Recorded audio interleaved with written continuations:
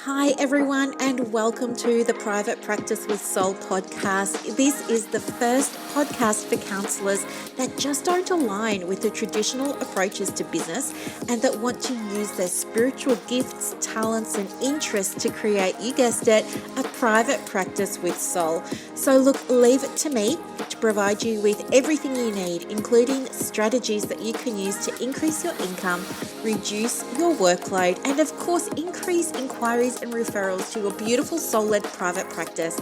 I love it so much. If you haven't done it already, grab your journal, grab your pen, and let's begin.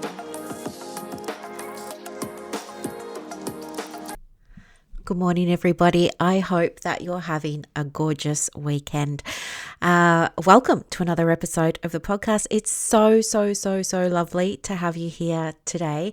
I'm just going to dive straight in. You know what? I had this really fantastic conversation with somebody recently, and she asked me this question that I just thought was brilliant to share on a podcast. But before I do that, I want to tell you a couple of other things that are happening in my world first. First of all, made myself a new vision board. I made myself a 90-day vision board, and it's so good. I got a vision board kit, and I just love it so much. It's got all these little words on it. So not affirmations that I didn't write myself, because you know how I feel about that. But I have little words on like vibrant, energetic, shine, stuff like that. And then they've got like little spiritual sayings on them as well. Like, I'm exactly where I need to be right now, and I feel light and vibrant. And you know, the other thing, so anyway, I'm loving looking at that. I've got my 90-day goals on there, and guess what? I've also got pictures of where I'm going to be staying in just a few weeks' time. The end of September is the end of this current quarter, and it just feels really good to be able to look at it, because it's in Daylesford, obviously, and I'm so excited to go to this place. So every time I go to Daylesford, I stay somewhere different, and I have just found the most quirkiest little place, and I cannot wait to show you the photos when I'm there. Yeah, I think you're going to love it just as much as I am. It's so beautiful. And then on the vision board, there's also pictures of journaling, being at the beach, getting a massage, being out in nature, all those sorts of things. So even just looking at this board fills me with so much joy. I love it so much. The other thing, and maybe it's because lately we've been in the waxing crescent phase. So I set an intention last week when we had the new moon of, you know, being more focused and stuff like that. And then as the energy of the waxing moon starts to move, what happens is we get more energy. We're more energized. It's a very productive, first couple of phases. The first 4 phases of the moon are quite productive, and you're in your masculine energy for much of it. And anyway, I was loving it so much, and I've just gotten organized so much stuff. Like, get this, I have already mapped out for next year, for the whole of 2023. I know exactly when they call it launching, but I don't have anything to launch, and I'm going to try not to create anything more to launch. It's all about refining for me at the moment. So I just want to rinse, repeat, because my old pattern is, you know, make something, then make something new, and then make something else new. But now I'm trying to break that habit, and I'm just trying to work with a couple of things and really polish them, really refine them. So anyway, next year's calendar is already up on my wall. It's this great big poster. It's got all the months, all the weeks, all the dates, and then I've just gone and highlighted. And guess what? I've got something happening every month. I'm looking at my calendar right now, and I can tell you that the doors to Clients on Demand are going to open on I can see it's Friday, the 27th of January, and then they will open again later in the year. And I've got a couple of like little sort of mini flash sales in there as well for other things. So it just feels really good to have all of that organized. And then I've just been behind the scenes doing things in my business as well, like sorting out all my documentation and trying to get it all in the one place, cleaning up the desktop on my computer, all that sort of stuff. So it all feels really, really, really, really good. Some other things that I've been doing today is giving more to the members of the inner circle and to the Success Hub. And by that, I mean I have gone and created some new things for them. I know, here's me saying I'm not going to create anything else, but I think that they're really going to help these members to make connections, get more referrals, build their private practices, have accountability, all that sort of jazz. And it's just so fun because it's the early stages. So one of the groups is Success Hub. That's got, I think, about 92 people in it now. So it's kind of like growing steadily. And as the group gets bigger, it's becoming more engaged, and they're all sort of starting to help each other and share with each other and everything. It's amazing. In the inner circle, it's great. We've got, I think it's 33 members or 32 members in there at the moment. And that's not growing because the doors are shut. So everybody that joined, what is it, about 6 weeks ago, and nobody new has come in because they can't. And that's a more quiet group, but I can see that they are digesting everything behind the scenes in terms of the resources. So it's so much fun right now. I'm just loving it so much. It's just like being this energy of bringing everything together. And I'm also thinking about sorting out my email. So I don't know if I mentioned this to you or not before, and I'm not going to go into any great detail today. Maybe I'll share the story later, but actually I think I've mentioned it before. But yeah, I'm very, very disciplined with my email now, and I just check it once a week, right? I don't want to sit on my email. I did that whole time tracker thing. So I used an app called Harvest, and it's a free Chrome extension. And I used that app, and I tracked every time I switched tasks during the day in my practice. And it was really interesting because what I saw was less and less time was getting spent with clients, and like 80% of my time was spent behind the scenes doing things like marketing, creating content, or all of that sort of stuff, right? Refining products that I've got out there. And yeah, so it was really, really interesting. But I also noticed that I was spending a bucketload of time on email. And the reason for that was because I always had my email tab open. And as soon as I got the notification that somebody had emailed me, it's kind of like being on your phone, isn't it?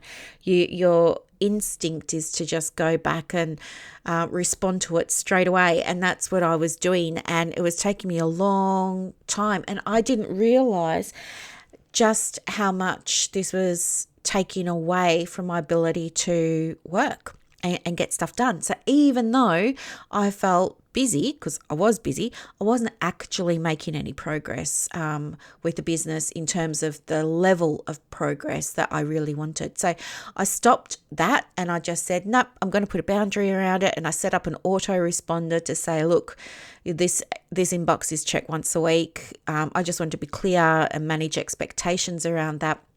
But the other thing I'm thinking of doing is having a look for some app or some kind of software that can help me clean out my inbox. I want to have like inbox zero. I only want today's emails coming in there. I need an app that's just going to sweep my whole thing, get rid of all the things I've subscribed to, all the newsletters I'm on, all of that sort of jazz, and categorize my emails. And I don't know if there's such a thing. I'm sure there probably is, but I'm going to go and have a look today or tomorrow, and see what I can find. But anyway, that's kind of what's been happening behind the scenes. So here's this really cool question that I wanted to dive into today. And it said, hey, Brooklyn, what are other counsellors who are crushing it doing? What are other counsellors that are crushing it in private practice doing? What a great question. I want to write a post on this because I think it's so good. So I feel like I can speak to this because across all my memberships and across the groups that I admin, there are 7,000 counsellors. Not all of them are in private practice, but a big chunk of them are either in it, or they're starting, or they're dreaming about it, or they're just wrapping it up. So I feel like I've kind of got my finger on the pulse. And because I coach and mentor and supervise, I also feel like I can speak into this. So here's what I think, and it's just my opinion. It's just my thoughts. It's just my experience. First off, counsellors who are crushing it are ones that took it really seriously from the beginning. They weren't asking for the free things. That's the first thing that I notice. They do invest in their education in terms of running a business. And by that, I don't just mean supervision. Like, your supervisor is great, but they're not experts in running a private practice or starting a private practice, especially if they haven't done any business coaching. So supervisors can help you with your private practice, but they're quite limited in terms of what they can do. But people who are, quote unquote, crushing it, definitely went and did a couple of things. Like, they either got coaching or they went and enrolled in a course for private practice. So they skilled themselves up before. They did not go and get a logo and a business name and a website before thinking about the behind the scenes stuff. Like, they didn't go and do all of that before doing a business plan. Like, the number of people that I speak with and consult with, and I'll say, oh, I need to see a business plan, and they say, what's that? I don't have one. Successful people in private practice generally do have a business plan, and they're set up right from the beginning. The other thing that I notice is ones that are crushing it, and crushing it meaning have the visibility, have the turnover, the revenue coming in. And of course, there's a difference, isn't there, between revenue and profit, but they've got the revenue coming in, and they have the diary that's fully booked for them, or it's, giving them what they need. They definitely started marketing long before they opened for business. I think one of the big mistakes that so many counsellors make is getting very excited about, registering the name and making the logo and doing a website before they've even learned how to do other things. Like, you need to understand how to write your content, also called copy for your website. You need to understand how to market your business, because without visibility, you're not going to get clients making inquiries. I think you really do need to understand what your area of interest is and what your area of expertise is, because it just makes it so much easier for people to refer to you. And when you're saying that you do all the things, it makes it really, really hard for you to get to attract referrals, because when we speak to everyone, as I said before, we're not really speaking to anyone. So there's some things that really separate people who are crushing it from people who are not. I think too, being part of a community of other private practice owners really helps, because you're all at different stages of the business, and there's always going to be somebody further ahead. There's always going to be somebody who's just new and starting, and you're probably always going to be somewhere in the middle. And that's exactly where you want to be, because it means you can give support to those that are coming up in our profession, but it also means that you can receive support from those that are further along the track to you. So I think definitely get yourself into some kind of community for private practice owners, especially for example, there's the Australian Counsellors in Private Practice online. Now, that is a fantastic group, because it's just counsellors in there, and they're all at different stages of building their private practice. There are a couple of other, I think there's another one called Starting a Private Practice.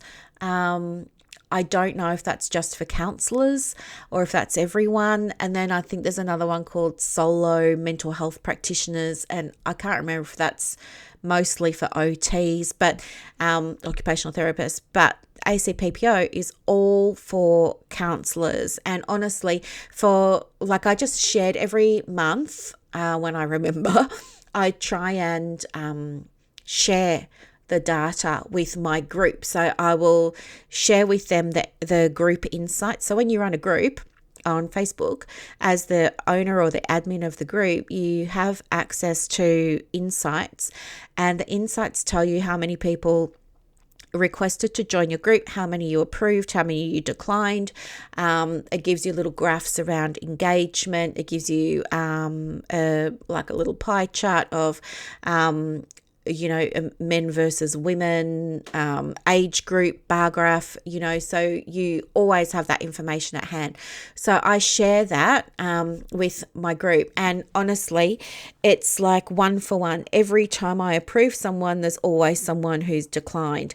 And they're usually declined because they're social workers or psychologists that are trying to join the counselling community. And a lot of them, even though I ask right in the membership questions, please don't join if you're in these professions. Are you in one of these professions? They'll still say no, many of them. And then I'll go and check a profile or something like that, and I see that they're a member of the Australian Social Work AASW, or they're in all these psychologist groups, and I think, oh my gosh. So anyway, that's just something for you to know. It's so strictly monitored because I feel like counsellors in private practice really, really, really need their own space because they have different challenges and different issues when it comes to starting a business, finding clients, marketing their practice, and doing all of those things.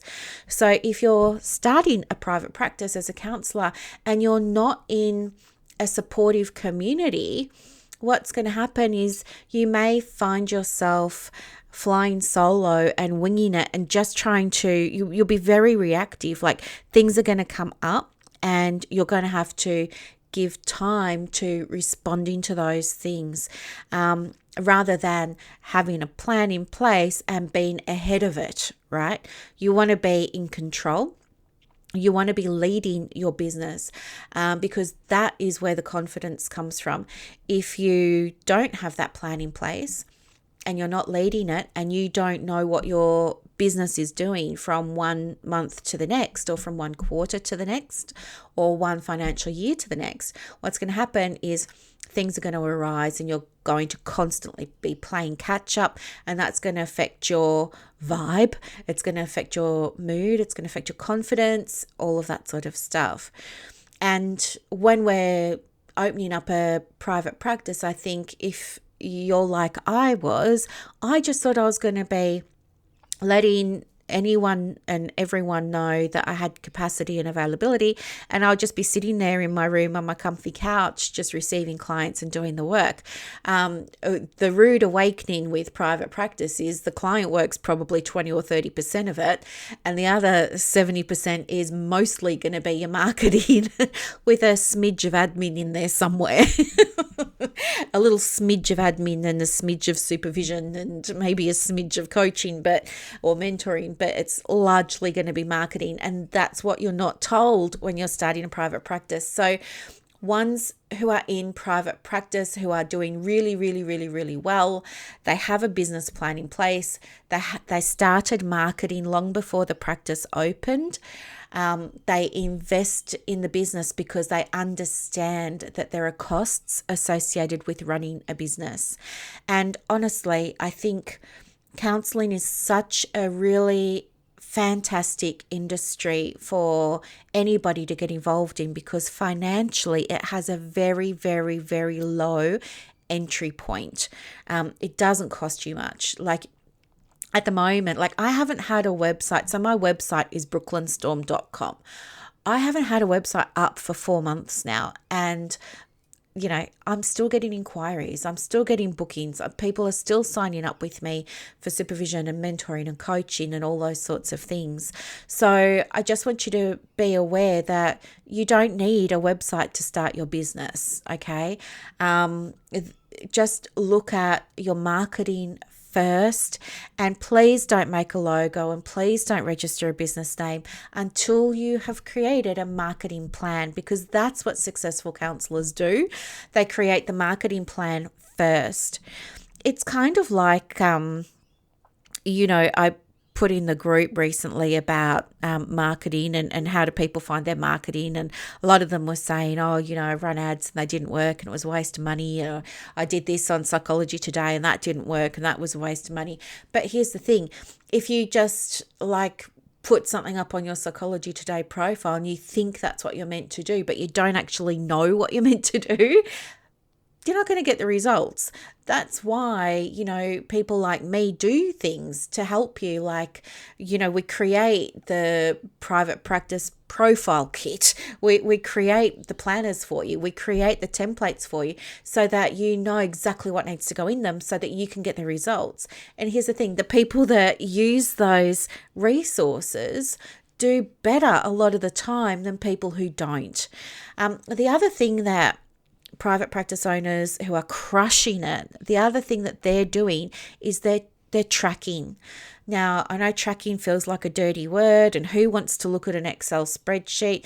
Well, guess what? Some people really do. And the thing is, it's a very masculine energy type thing, which is why if you're feminine dominant in terms of energy, you probably don't want to do it, or you'll download it and never use it. But the thing is, there's safety in doing a spreadsheet and tracking it. So one of the things I do is every single Thursday, I track everything in my business that's important to me for the goals that I'm focusing on for this year, right? So I'll just be totally transparent with you. My goal for this quarter, so this quarter ends on the 30th of September, which is 6 or 7 weeks away, is to have 800 members across my memberships.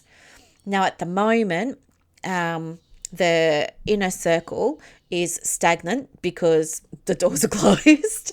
And then there are 92 or something in the Success Hub, and there are 32 or something in the others. So let's say I've got 120 odd members, which is amazing. And I'm so happy and I'm so thankful. I'm so excited about that.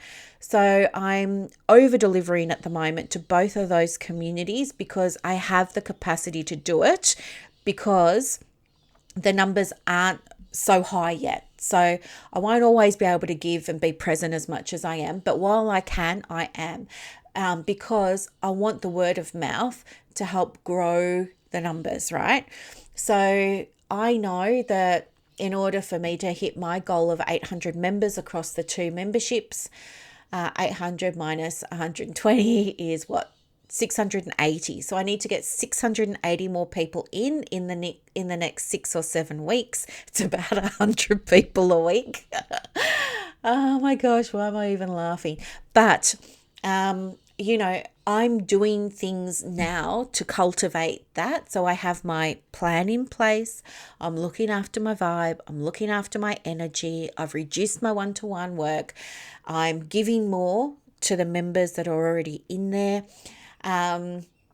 What else am I doing? And I'm tracking. So every single day I go into my Stripe account, which is where I'm notified, and I go into my ClickFunnels account, which is also where I'm notified about members that are joining.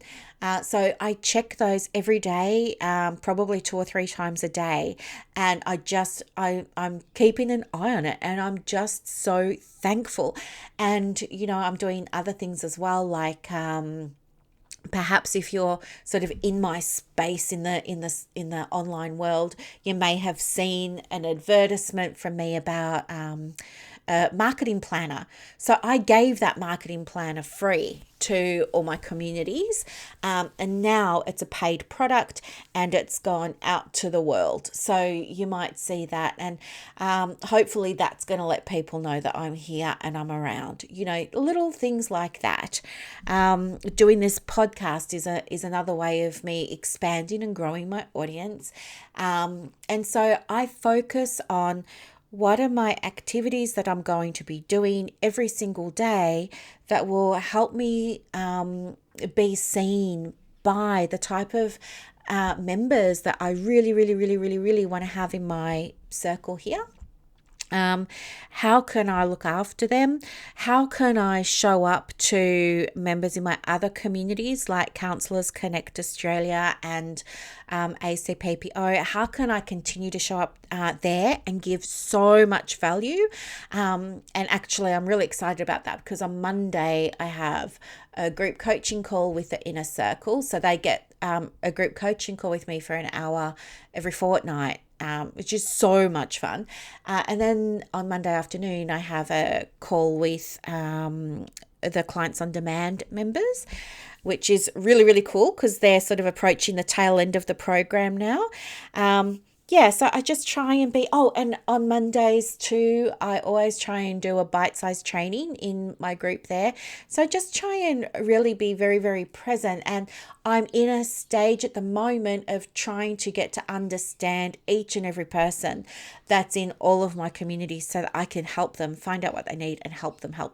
But yes, so I track everything. I focus on my relationships. I focus on being organized. So you heard me talk a moment ago about how I've mapped out next year's, when the doors are going to open for Clients on Demand twice a year. I've mapped out when the doors are going to open for Private Practice with Soul Inner Circle, and that's twice a year. So I know exactly what next year's going to look like, and I'm only halfway through this year. Do you know what I mean? So that's one of the things that successful counselors in private practice do. They're on the ball. It's more than just that therapy session that you're running. The therapy is only part of it. And I think that's the problem.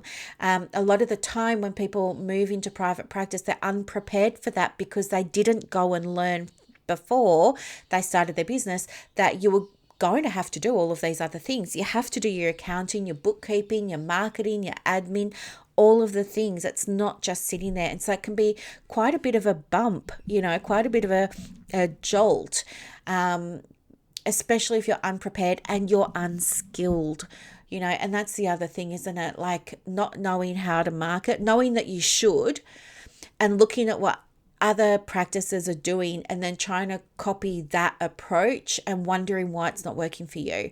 It's because you didn't learn what marketing is and you didn't learn how to create a marketing plan that's going to work for your private practice. And I hear this as well, like last week, on some of the calls, people were saying to me, oh gosh, I really don't want to market on social media, and it's horrible and I hate it, and I put posts up every day and I don't get any engagement.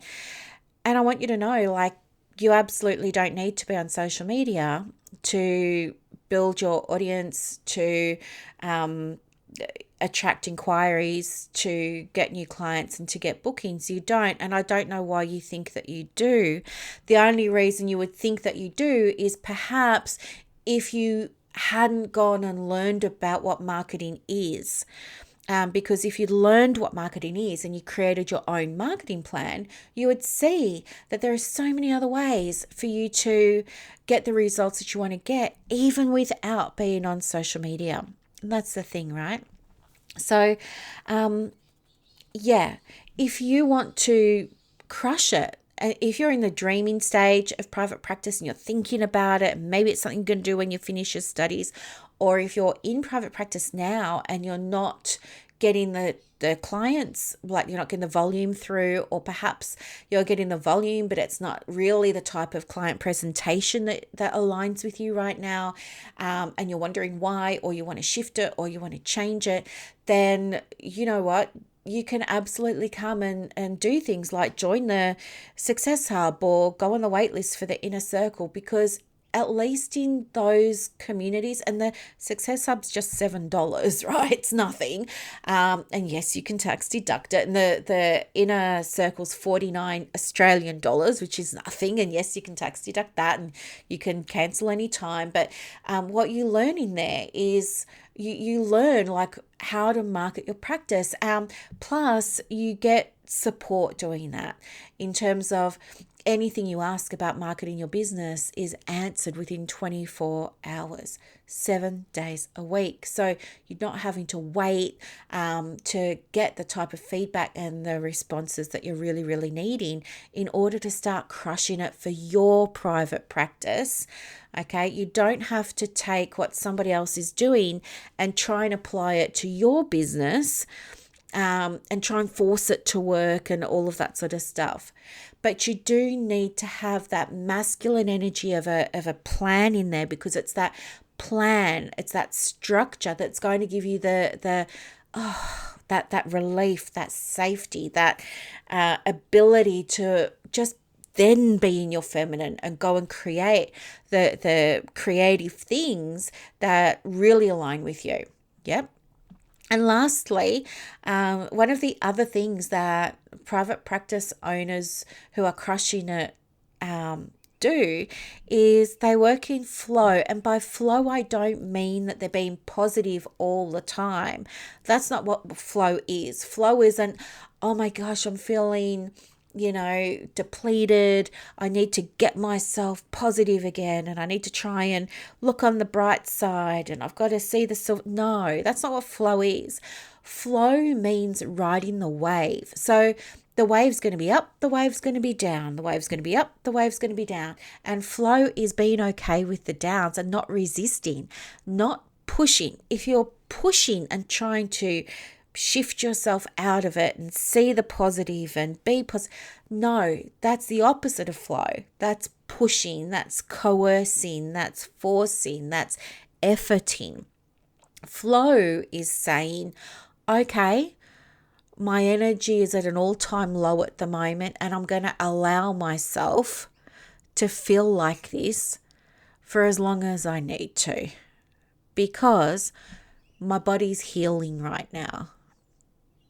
And that's okay. And if my body's saying it can't see a client today or tomorrow, if my body's saying it can't check its email today, if my body's saying it just wants to Netflix and eat popcorn today, I'm going to allow myself to do that, because that's what working in flow is.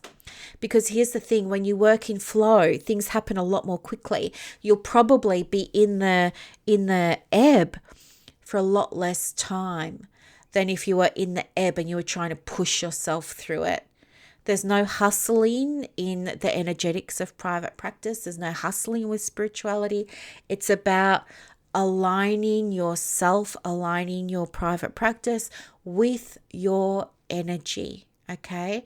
And it's about setting your business up in a way that supports you to do that. And one of those things is by working with clients that understand. Right? So my clients are hugely understanding, because I am known for having a very spiritual underpinning. Like I always talk about the energy, the masculine, the feminine, working in flow. I know that if I'm not in the energetic space, if I can't hold energetic space for my client on a particular day, I know that I can reach out to my client and I can say, listen, my energy is way off today. I want to be able to help you, but at the same time, I know I can't be as present as I want to be, or I'm not in that energetic space today. Is it okay if we reschedule? My clients would much rather I be honest with them and tell them that, and they understand and they get it and they say, totally get it. And do you know what? When I'm like that with my clients and I'm living my truth, I'm being authentic, I'm being genuine, and I'm being transparent, and the women that I work with understand that. And when I'm like that with them, it almost makes them feel like it's okay for them to be like that with me too, and to say, Brooklyn, my energy isn't where I want it to be for our session today. Can we reschedule? Brooklyn, I'm feeling depleted today. Would it be all right? Like, I'm just not present in, is it okay if we reschedule? And because I understand, that's absolutely fine with me. So I've set my business up by calling in the types of clients who understand how energy works, who aren't going to get angry or upset if I need to reschedule because my energy's off. They get it.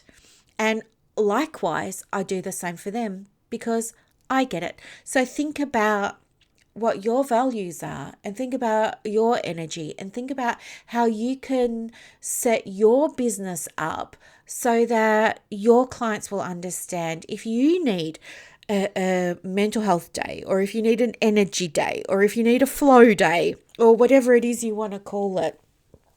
Just set the business up like that from the get-go. And it is possible to do that. Okay. You just need to have clients that share your values. And guess what? You attract clients that share your values when you anchor your business into what those values are. And that comes through creating a marketing plan. It comes through creating a business plan. And it comes through you being brave enough to put your money where your mouth is and be authentic with your clients and be genuine with your clients and be transparent with your clients. Okay. So yeah, if you are if you love energy like I do, but you haven't been marketing in a way that aligns with your values and you're just not up to seeing clients today, then it's going to be very hard for you to be able to cancel those clients or reschedule them. Yep. So I want you to be able to understand that counselors who crush it in private practice do business work before they start the business. If they've already started business and they're finding it tough and they're not loving it and things aren't going the way they planned, then they go and get the business help. That's when they do things like go to the Success Hub or the Private Practice Inner Circle, or they go into Clients on Demand, or they join the ACPPO, or they join Counsellors Connect, right? And I will put all of the links to all of these things in the show notes. So you can hit pause now and go and have a look and see if any of this is speaking to you, because you can be that counsellor that's crushing it in private practice. I mean, this week, for example, I have tomorrow off because I need a day off. So I've got tomorrow off. I think this week I'm seeing a total of maybe 4 clients. That feels really good because it's allowing me to focus on other things that I want to focus on. And I've built a business that allows me to set my diary up in a way that feels good, that allows me to still receive monthly recurring revenue, irrespective of the types of clients that I'm seeing, right? So there's no pressure on me to be constantly trying to find new people to fill my diary. I don't have that type of practice with that type of pressure because of the business model that I've set up. But I couldn't have set that up without getting my own coach. I couldn't have set it up without having a mentor for private practice from someone who's done private practice. I've had coaches before. Like, I love coaching. You know, I've probably had about, 8 or 9 coaches over the years, and they've all been great. But I only ever had one that had a background in private practice coaching. And it really shows like the difference you make when you get coaching from someone who's been in the industry, who understands, is chalk and cheese, night and day to some other coach.